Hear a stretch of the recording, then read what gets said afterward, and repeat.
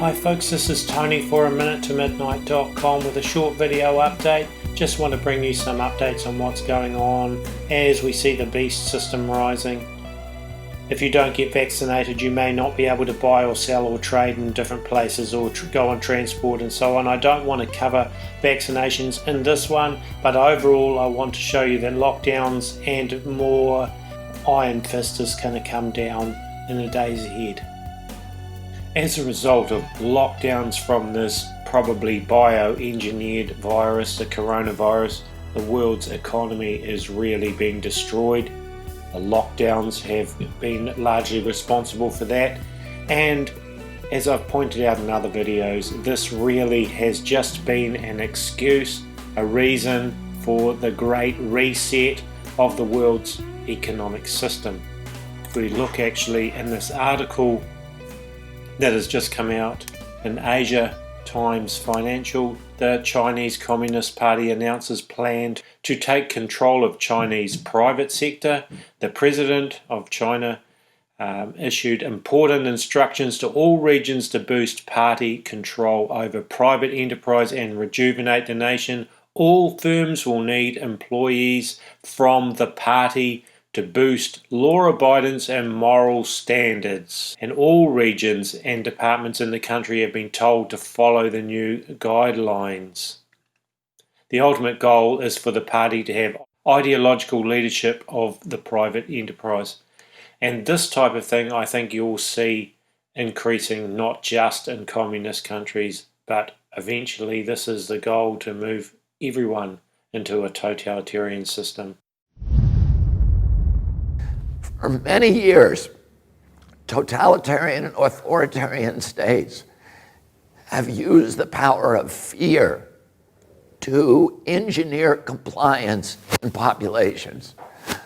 I grew up understanding what happened in World War II in our country, and during the Nuremberg trials, Hermann Goering was asked by the prosecutor, "How did you make the German people comply?" And Goering said, "It's not just Germany. This works in any country, whether it's a fascist country or a communist country or a monarchy or a democracy. All the rulers need to do is to tell people that there's something they need to be fearful of, to point a finger at that source of their fear. And you can make human beings do anything you want. You can make them go to slaughter like sheep. You can make them obey."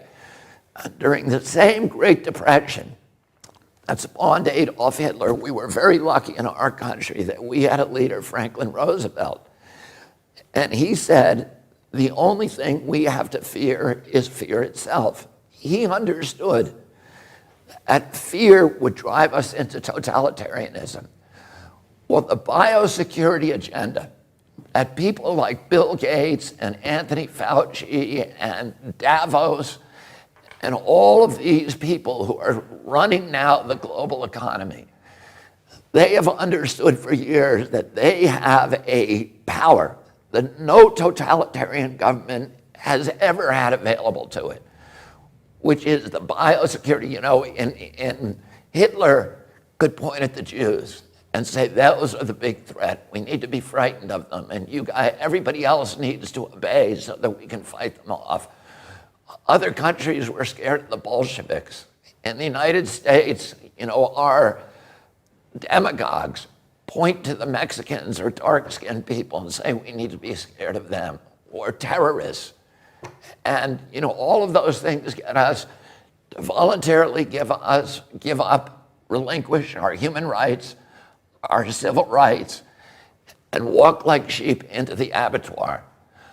But now they have a source of fear that is the most pervasive and all-encompassing power that they've ever had, which is the fear of pandemics.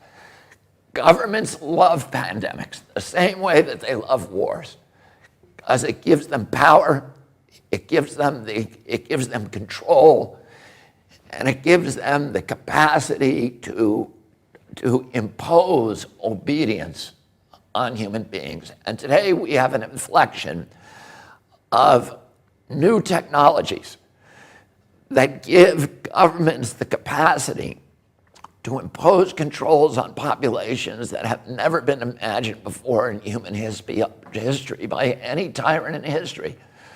We have 5G, which has created a surveillance state. 5G is not here for your benefit. It's not here so that it's going to make your life better because you can download your video game in 6 seconds rather than 29. The only reason for 5G is because it allows these big data companies run by Bill Gates and Mark Zuckerberg and Jeffrey Bezos to harvest our data, to listen to your conversations on your cell phone. They've always been able to do that, but there was no way for them to transport that data, to subject it to analytics, and then to monetize it and to sell it. Bill Gates today is building a city in Arizona, 80,000 people, with a data center that will be able to take all of this new data, the data on your Alexis in your home. You think that Alexis is working for you?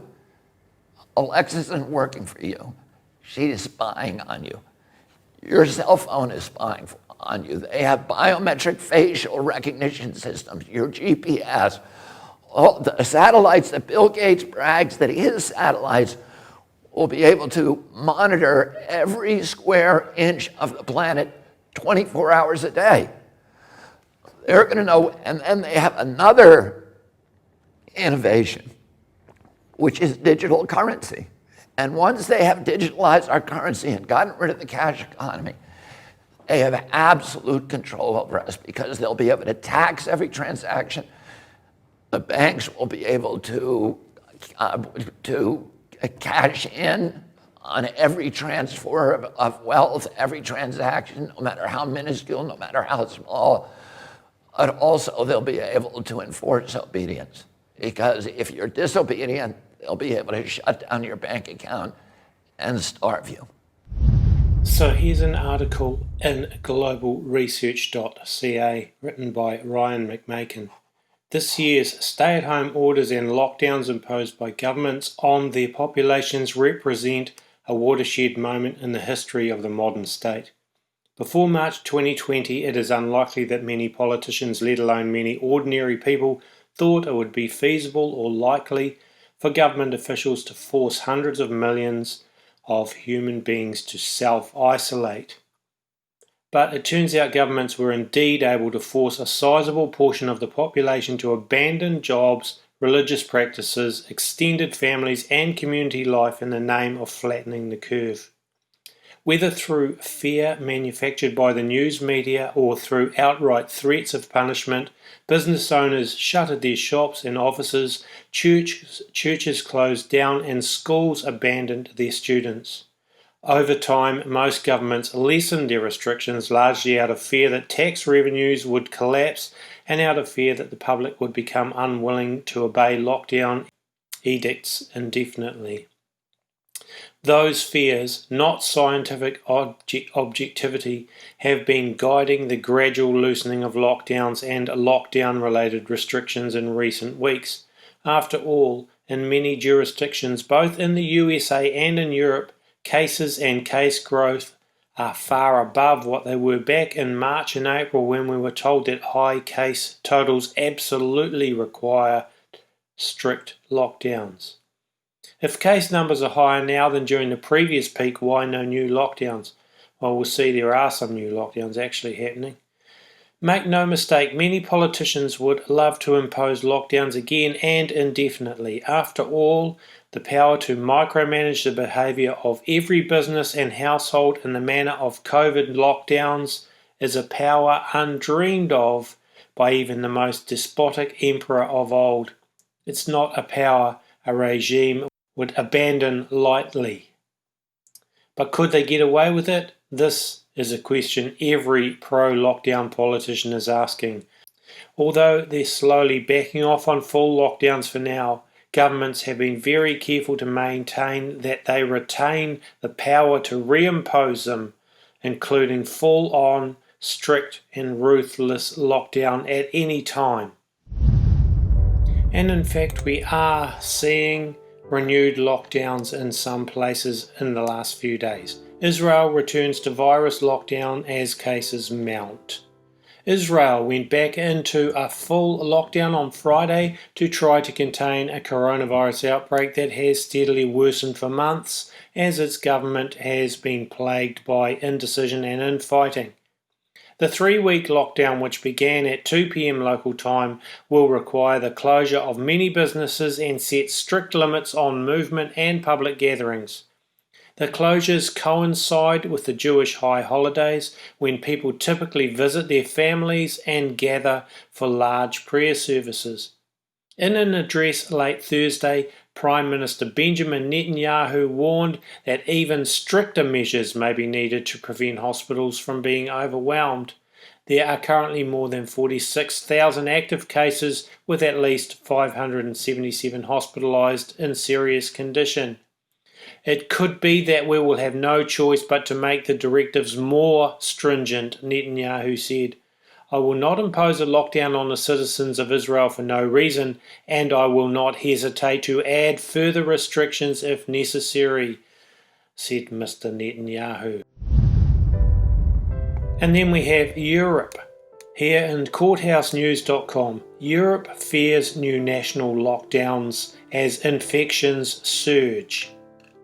With the influenza season and colder months coming, Europe is facing the threat of new national lockdowns as coronavirus infections surge across the continent, and health experts warn serious cases and deaths are likely to rise too. Globally, the coronavirus pandemic is showing no signs of abating as the number of infections worldwide passed 30 million by Friday. Worldwide, more than 950,000 deaths have been linked to COVID-19. And so on. The World Health Organization said Europe needs to prepare for a tough season ahead. The United Kingdom is in such a lockdown quandary as it sees infections rise steeply. For now, the British government hopes to contain the virus through targeted lockdowns and drastic new restrictions. A national lockdown is the last line of defence, said Matt Hancock, the British Health Secretary, on Sky News television on Friday. He said another nationwide lockdown can be avoided if Brits obey the new orders and infected people take the steps to ensure they don't infect others. Very cleverly here we see it's all about obedience, obeying what the government tells you to do. That's the only way we can stay safe, is by obeying our governments. That's what they're trying to get across. And really we have no way of verifying the number of supposed corona cases and coronavirus deaths. We're supposed to just take their word for it. And everywhere we are seeing increasing moves to limit the ability for people to even question the official narratives around the coronavirus and the lockdowns and so forth, with arrests taking place, and particularly we see places like Melbourne, Australia are a classic example in recent times. Go home and follow the rules. That's a very simple message. Go home and follow the rules. And the social media and so forth is also censoring anything that goes against the official government narratives and the CDC and the WHO, etc. Really, folks, we are in a time where it is becoming increasingly difficult to be independent and to have independent thought that is not controlled by the government. And by the way, with the improvements and increases in tracking and tracing and the use of 5G, it is now even more easy for governments to follow every movement that you make and to target those that disagree with them. Along with that, 5G also provides the military with improved ability to target people as well. The 5G strategy approved by the Pentagon on May the 2nd, 2020 stated that the Defense Department must develop and employ new concepts of operation that use the ubiquitous connectivity that 5G capabilities offer to increase the effectiveness, resilience, speed and lethality of our forces. And 5G technology will also enable secret services and so forth to make much more effective espionage and the lethality of drone killers as well, if they choose to go down that track. Folks, this is the beast system rising, just big time, that the Bible and Book of Revelation particularly talk about. It's imperative that you realize that's what's going on here and get your lives right with God, and also that you do whatever preparations you might find that God leads you to do. Pray about it to be ready for whatever's happening, and obviously spiritual preparation is first and foremost the most important thing. But lockdowns are coming, and none of this surveillance and tyranny that's been released on people this year is going to go away. It's only going to increase as time goes on. I hope this short video has been of some help to you, at least in bringing you up to date on some of what's going on. Remember to visit our website, aminutetomidnight.com, and A Minute to Midnight is run 100% by donations. If you want to help us out, that would be greatly appreciated, and you can do that at our website. Okay, stay safe, God bless, and hopefully we'll be back with another video in a few days' time.